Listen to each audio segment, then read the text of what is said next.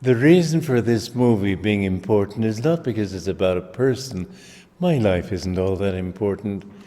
But it's very important if we consider that the things that I have been through in seeking that which every soul seeks, because there's one thing that everybody seeks.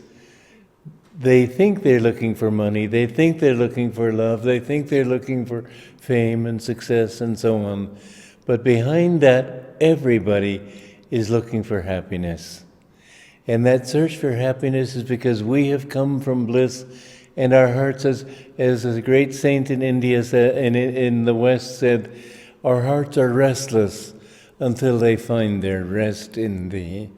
I think that was St. Augustine who said it. And this story is the story of my search for truth, without God even. And I tried all these different avenues, nothing worked.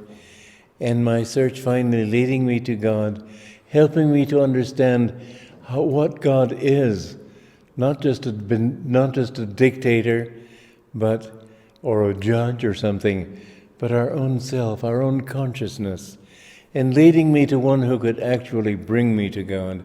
And my life with that great man, who I think was the greatest person in this century. At any rate, he's the greatest saint I ever met. I remember I was in Big Sur Inn, and I was talking to the proprietor there, and I said to this proprietor, we were talking about spiritual things, and I said to him, I think that I may have met 6 people in my life who I thought knew God. And he put out this big paw and said, shake, you just met the 7th. Well, Yogananda's greatness was not because he said, I am great.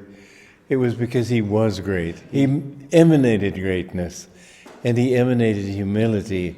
His greatness above everything else was in his egolessness, his humility. I got to live with him for 4.5 years, and I think that this is a priceless legacy for the ages. I think that this, if not even my search, is something worth recording for all time.